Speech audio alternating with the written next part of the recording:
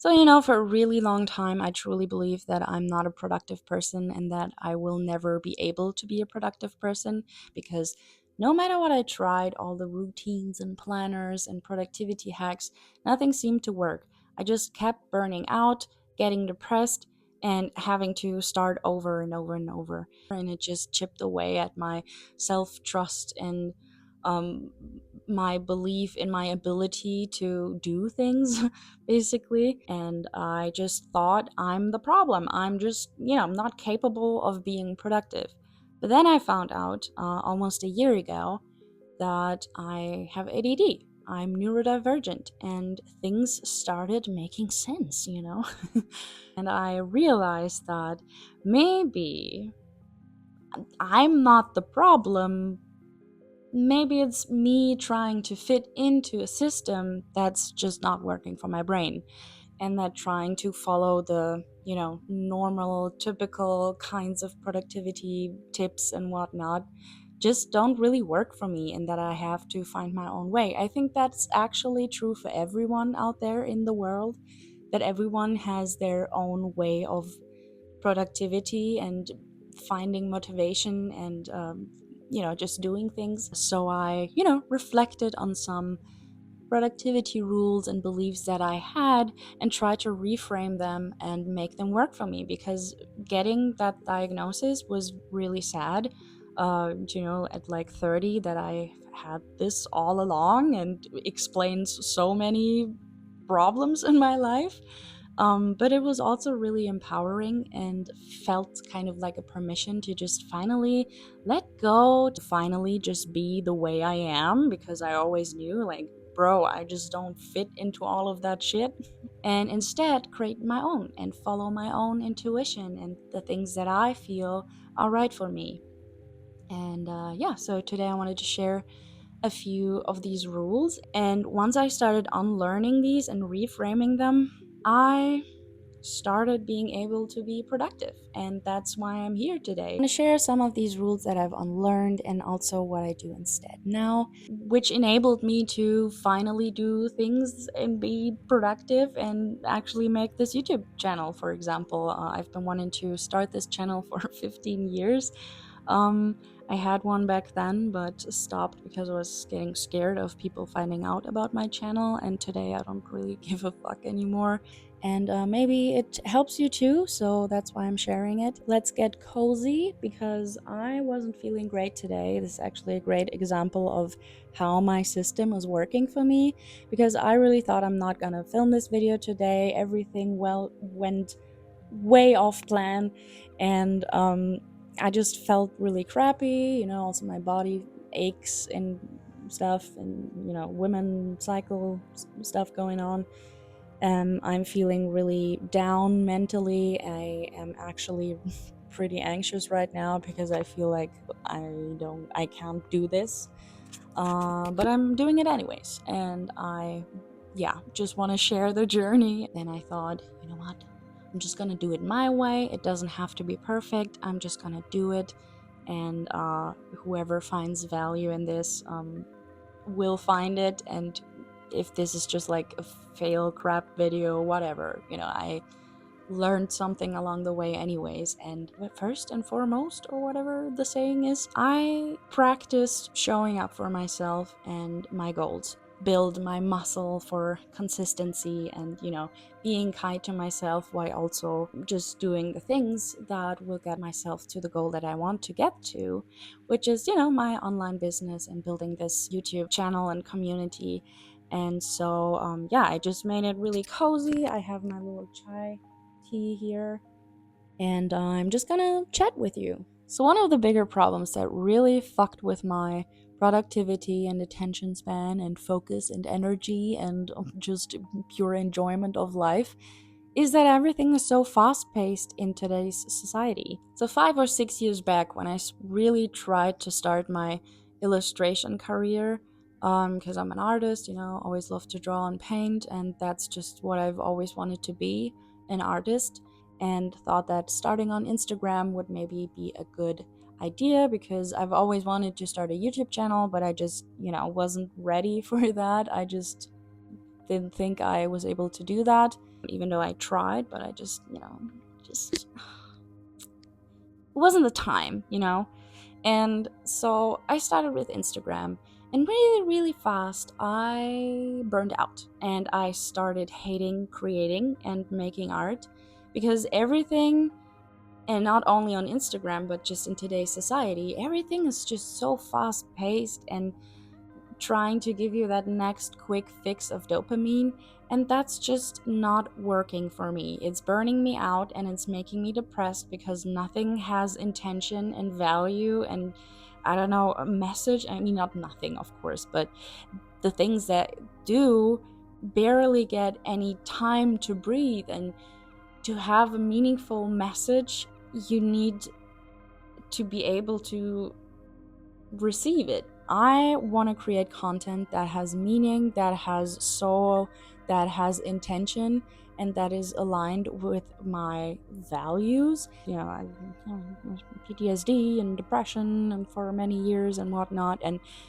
painting and drawing was always like an emotional outlet for me. And so realizing that posting on Instagram and, trying to build a business around that just ruined it all for me. Chasing all those trends, it's not working for me. It's not fun. It doesn't really feel like I'm expressing myself and that I'm sharing the message that I want to share. I just don't want to do that. So it stopped with Instagram, because it just wasn't sustainable and it wasn't my platform. And I feel like it's pretty result driven as well. There's not much emphasis on the process anymore. And that's what's actually fun about creating things. The process, the act of creating. Creation is the thing that you do to create something, and it's not the results, in my opinion. And so this is why it wasn't working for me, because I love creating, I love the process, I love enjoying it and taking my time. And sometimes, projects take months or weeks or maybe even years to come to life. And in this society, I felt driven to disrespect my work by just perpetuating this quick dopamine fix cycle. And I just don't want to do that anymore, because I think enjoying the process of creating things is what gives us purpose and meaning in life, and just inspire us to keep exploring life and to get new ideas and inspirations and whatnot. And just creating something is also a very intimate process and time that you have with yourself that I find very sacred. And I just hate that I got pressured to shit on that.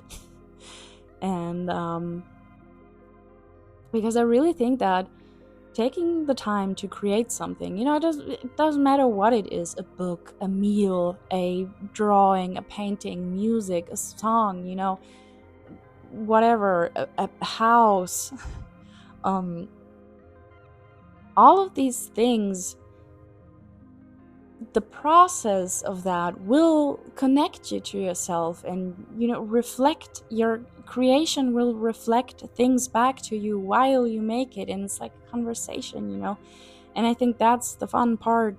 And through this process, you create a deeper connection and knowing of yourself, and that leads to more self-trust and belief, and also just feeds your curiosity to keep going. And this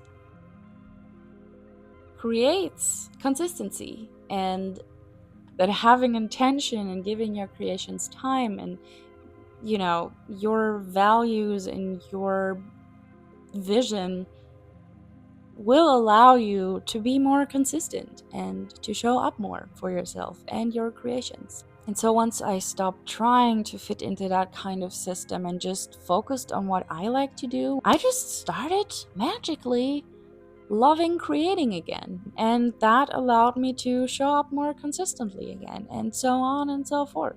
We should cherish and treat the creative process for what it is, a very sacred, healing, and enriching experience that you get to have with yourself and your surroundings as well, depending on what you do. But yeah, I would not want to trade this feeling for, chasing an algorithm or whatever, because it's just not gonna work. And so that leads to rule number one that I had to unlearn, which was, if I'm not consistent, it's not working.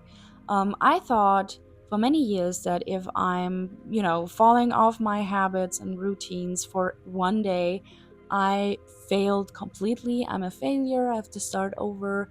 I'm worth nothing. And I just, like this cycle of bullshit in my brain started. And so, one thing that I learned being neurodivergent is that I have fluctuating energy, and probably everyone does that. Have that. Yeah, neurodivergent people do tend to struggle with that kind of stuff more. Also, I'm a woman, I have a cycle, and I never took that seriously, to be honest. But once I tried to observe my, cycle, for example, or just my energy levels in general, it nudged me to really observe the patterns and take them seriously, and think of ways how I can accommodate my actual current state of energy.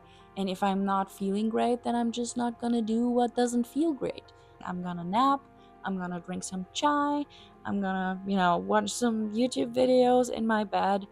And surprisingly, even though that means that I have to honor my energy and, step back sometimes and be okay with not doing a lot in a day, um, that leads to other days where I can be very productive and have lots of fun while doing it, because I'm not overly burned out or stressed or whatever, because I'm just, taking care of myself.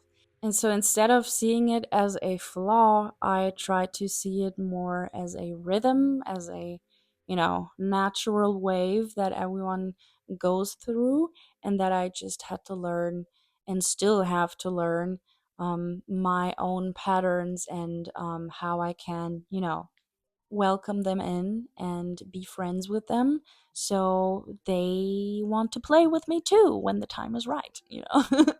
For me, it works. So I can only recommend to try and reframe your definition of consistency, because now I see consistency more as a tool instead of a rule.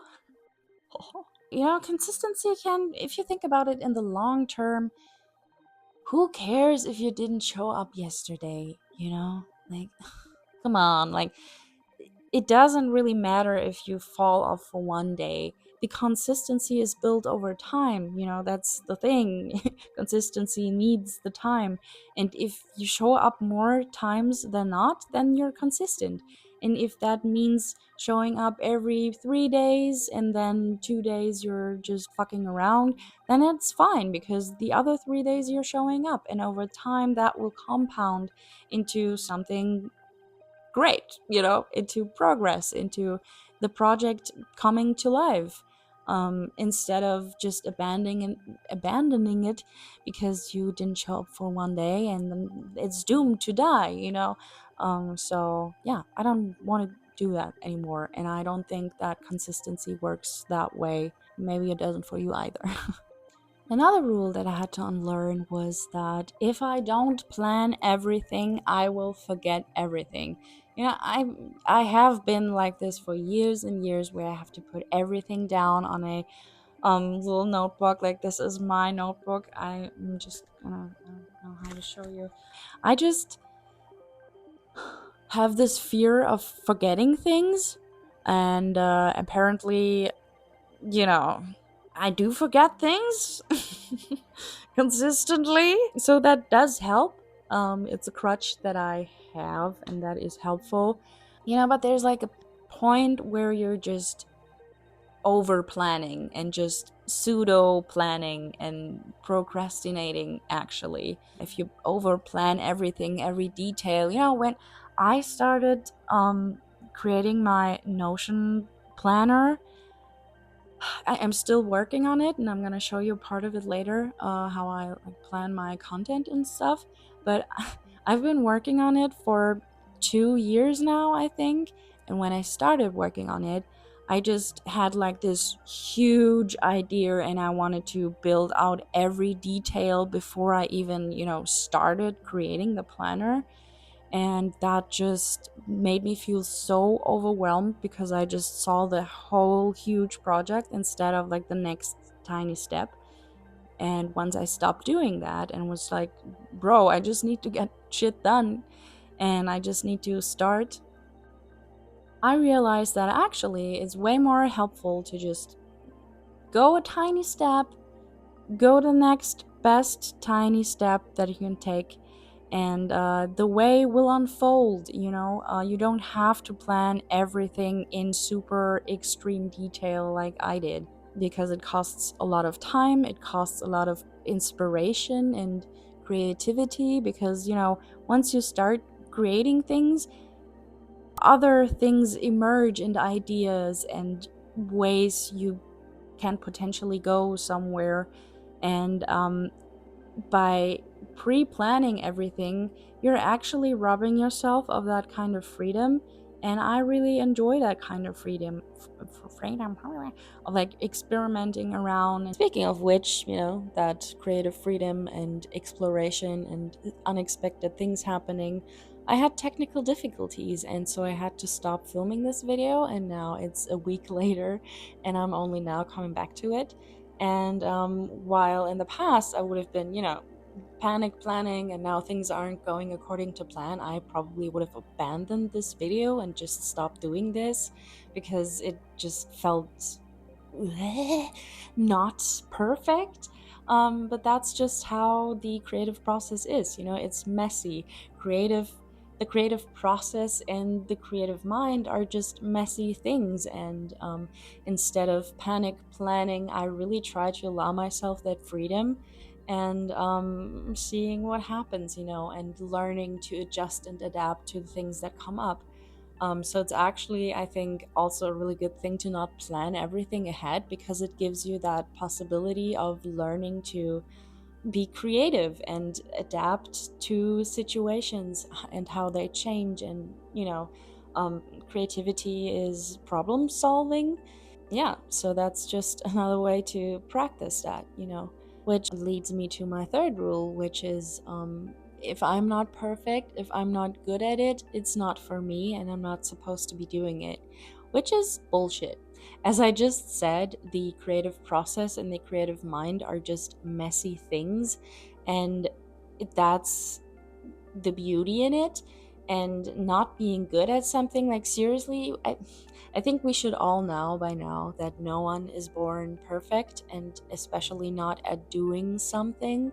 We all learn the things, we all learn to speak and to walk and to, make sense of our surroundings and interpret them and act accordingly or not. The problem here is, I think, that many of us might struggle with a fixed mindset opposed to a growth mindset, which just means you think things are the way that they are and they cannot change. And a growth mindset is more like, yeah, sure, I, can learn things along the way. I might not be perfect at the beginning, but that's just how the beginning looks like.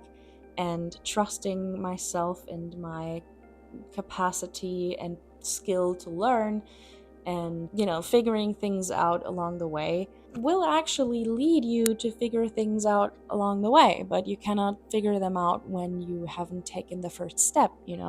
And it's really funny because I used to have a fixed mindset as well. I used to think I'm not capable of learning things or getting better at things. Probably also because I had my ADD struggle, which I didn't know about until recently, which would explain my difficulty with learning things, because I'm learning things in a way that, is more catered to neurotypical people, I guess. and I have to find my ways of learning things so that I can actually learn the things. Once I tried to do that and I have figured out some of the ways that work better for me, I could actually see myself growing and learning and progressing in ways that I didn't expect.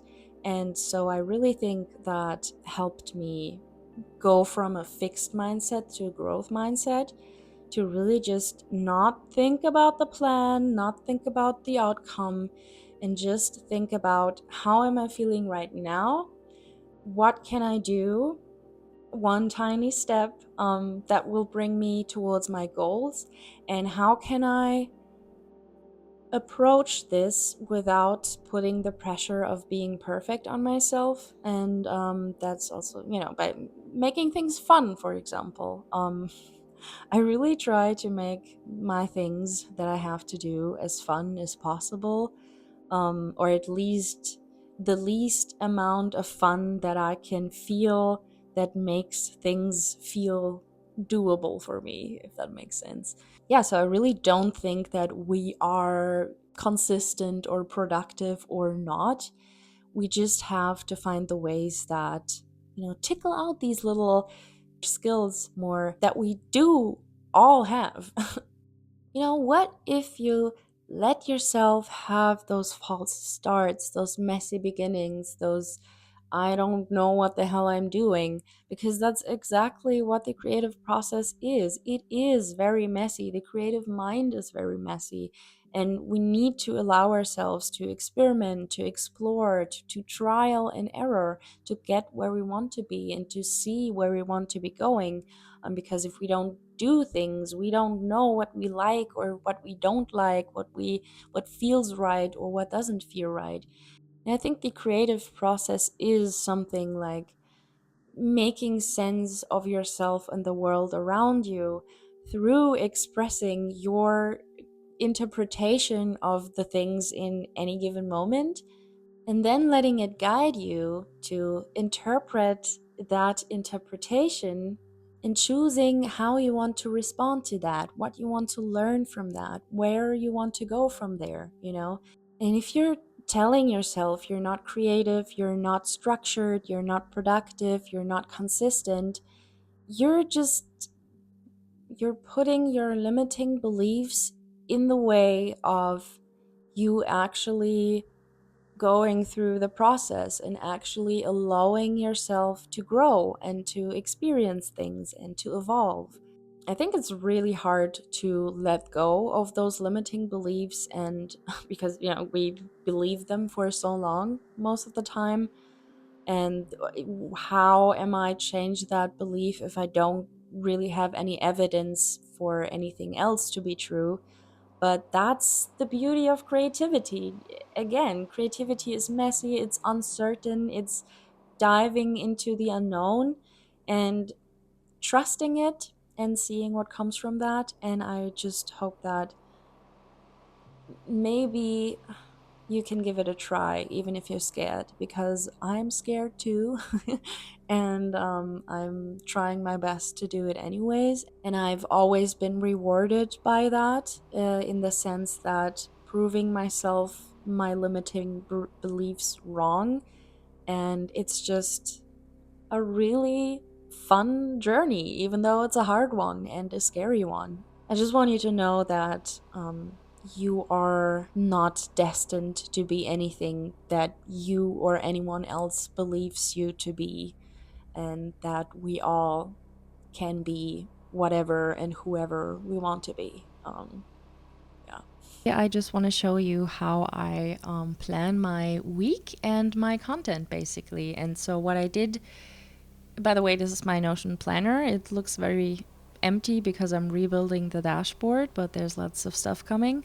Yeah, and so far, I built this ideal weekly schedule builder, which I really love. And since I have it, it's been like 2 weeks now, I've not been really following this framework like exactly, but I feel so much more structured, and just I know what to do, and I don't have to constantly think about all the things that I have to do because I know whatever comes up will have a dedicated day to be worked at. And so that just brings a lot of ease of mind to me. And before, I kind of used to plan or tried to plan my week like I was in school or something. Like in school, you have like many subjects in a day. And that's what I always tried or thought should be done, to like just do everything as much as possible, basically. And that's just something that doesn't really work for me. I work best and I feel best working when I can devote my time and attention on a project or something specific, I don't know, for a longer period of time. I need some time to get into flow, and if I constantly switch tasks and, types of work, I just never really get into a nice zone, and I just feel stressed all the time. And so dedicating different themes to my days instead of, just fitting everything in whenever, I feel so much better, and it's just so much more fun. As you can see, I just blocked it out in times, and these are just, it's just a framework. I intentionally built it to be flexible and not be like what I exactly have to do.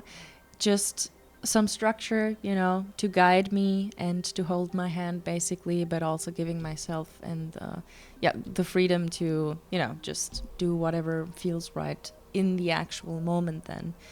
So what that looks like for me is that I have themed my days. So Monday and Tuesday, for example, are deep creative work days, which means this is where I, script and ideate my YouTube videos and start filming and editing and doing the thumbnails and titles and all that stuff. And I also planned in some lunchtime and movement and pauses, and then something to wind down. After work I want to do something creative just for myself, so I am trying to learn how to make music. I'm getting a little MIDI controller that I'm really excited about to try. And so I planned that into my day as well to hold myself accountable. On Wednesdays, for example, I do business tasks like the strategy, content planning, again, moving, product development and management. Thursday are overflow days, so everything that hasn't been finished in the previous days, I will finish that on Thursday. And then on Friday, just admin stuff. I also kept it open that Friday I don't really need to do it.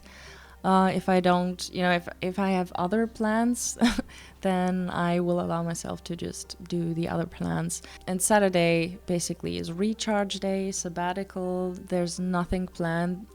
What I aim to do is meal plan and shop the groceries for next week on Saturdays. But I haven't really gotten into it yet, so I don't know, we'll see. But I think Saturday would be a good day for that. And other than that, just keep it very open and do whatever I want. And same for Sunday, except that I also planned in some time to do a weekly review on my goals and the tasks that I did and things that are coming up as well in the next week, Then I also do the meal prep if I decide to go with the meal prepping. So this is just the framework. These are just rough times that I estimated. Up here I can see the work hours of that day.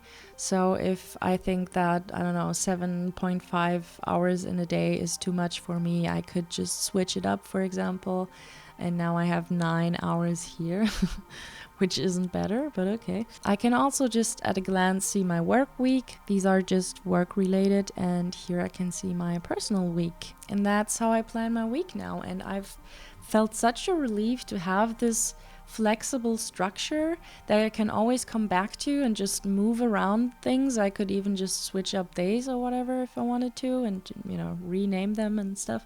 But it feels really nice to finally have some sort of idea for each day what I have to do, so that I know that in a week, if I do roughly these kind of things, everything is taken care of. And other than that, just go with the flow basically and see what comes up. I have something to reference basically, and to keep me accountable, to also take time for the nice things in life, like being creative, or, you know, my singing lessons, or moving my body and stuff like that. Because I just tend to not do the things when they aren't like, you know, when there's not a date happening, you know. So yeah, I really love this framework. I love it.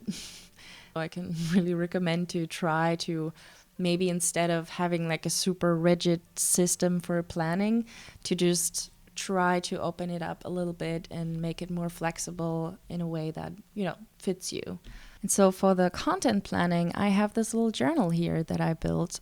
It's really simple, and, you know, there's not a lot going on because I like it that way. I'm still building it again. Maybe I make it a little bit more pretty and more personal.